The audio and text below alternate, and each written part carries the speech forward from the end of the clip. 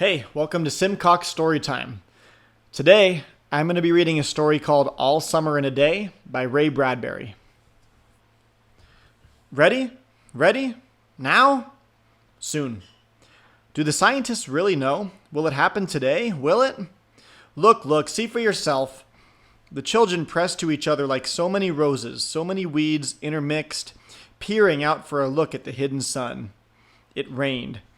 It had been raining for 7 years, thousands upon thousands of days compounded and filled from one end to the other with rain, and the drum and gush of water, and the sweet crystal fall of showers, and the concussion of storms so heavy they were tidal waves coming from over the islands. 1,000 forests had been crushed under the rain and grown up 1,000 times to be crushed again. And this was the way life was forever on the planet Venus. And this was the schoolroom of the children of the rocket men and women who had come to a raining world to set up civilization and live out their lives. It's stopping! Yes! Margot stood apart from them, from these children who could ever remember a time when there wasn't rain and rain and rain. They were all 9 years old, and if there had been a day 7 years ago when the sun came out for an hour and showed its face to the stunned world, they could not recall. Sometimes, at night, she heard them stir, in remembrance, and she knew they were dreaming and remembering gold, or a yellow crayon, or a coin large enough to buy the world with. She knew they thought they remembered a warmness, like a blushing in the face, in the body, in the arms and legs, and trembling hands. But then they always awoke to the tattering drum, the endless shaking down of clear bead necklaces upon the roof, the walk, the gardens, the forests, and their dreams were gone. All day yesterday they had read in class about the sun, about how like a lemon it was and how hot, and they had written small stories or essays or poems about it. Think the sun is a flower that blooms or just 1 hour. That was Margot's poem, read in a quiet voice in the still classroom while the rain was falling outside. "Aw, you didn't write that," protested one of the boys. "I did," Margot said. "I did." "William," said the teacher. But that was yesterday. Now the rain was slackening, and the children were crushed in the great thick windows. "Where's teacher?" "She'll be back." "She'd better hurry. We'll miss it." They turned on themselves like a feverish wheel, all tumbling spokes. Margot stood alone. She was a very frail girl who looked as if she had been lost in the rain for years, and the rain had washed out the blue from her eyes and the red from her mouth and the yellow from her hair. She was an old photograph dusted from an album, whitened away, as if she spoke at all, her voice would be a ghost. Now she stood, separate, staring at the rain and the loud, wet world beyond the huge glass. "What are you looking at?" said William. Margot said nothing. "Speak when you're spoken to." He gave her a shove, but she didn't move. Rather, she let herself be moved only by him and nothing else. They edged away from her. They would not look at her. She felt them go away. And this was because she would play no games with them in the echoing tunnels of the underground city. If they tagged her and ran, she stood blinking after them and did not follow. When the class sang songs about happiness and life and games, her lips barely moved.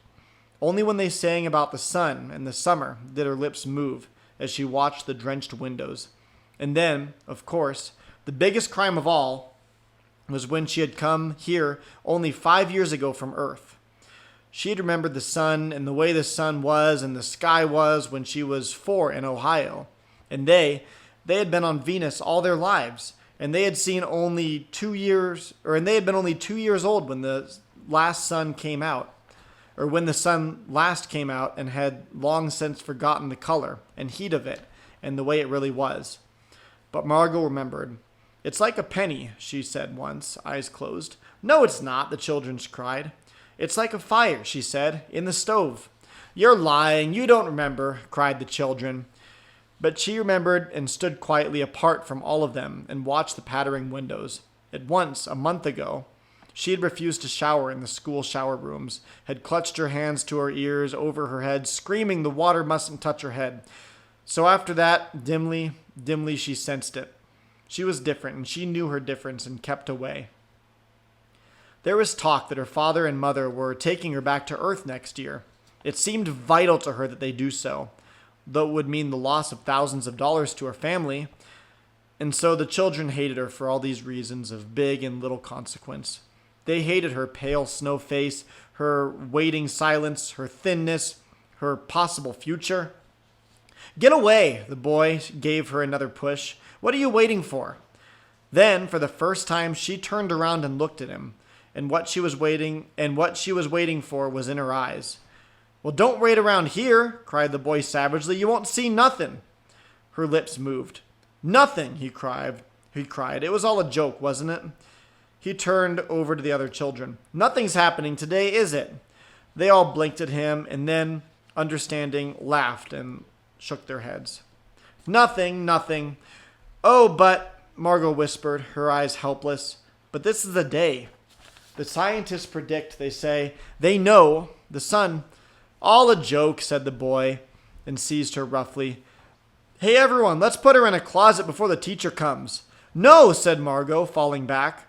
They surged about her, caught her up and bore her, protesting and then pleading and then crying, back into a tunnel, a room, a closet, where they slammed and locked the door.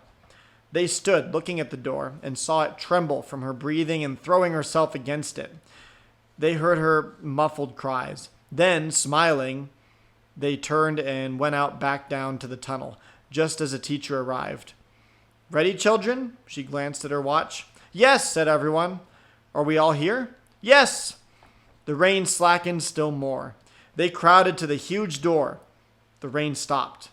It was as if, in the midst of a film concerning an avalanche, a tornado, a hurricane, a volcanic eruption, something had first gone wrong with the sound apparatus, thus muffling and finally cutting off all noise. All the blasts and repercussions and thunders and so on.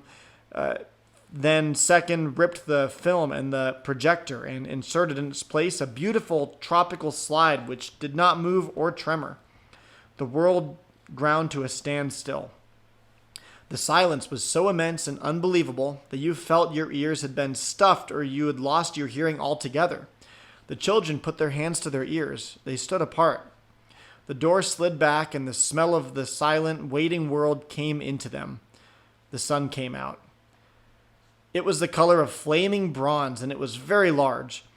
The sky around it was a blazing blue tile color, and the jungle burned with sunlight as the children, released from their spell, rushed out, yelling into the springtime. "Now don't go too far," called the teacher after them. "You only have 2 hours, you know. You wouldn't want to get caught out." But they were running and turning their faces up to the sky and feeling the sun on their cheeks like a warm iron. They were taking off their jackets and letting the sun burn their arms. "Oh, it's better than the sun lamps, isn't it?" "Much, much better." They stopped running and stood in the great jungle that covered Venus, that grew and never stopped growing, tumultuously.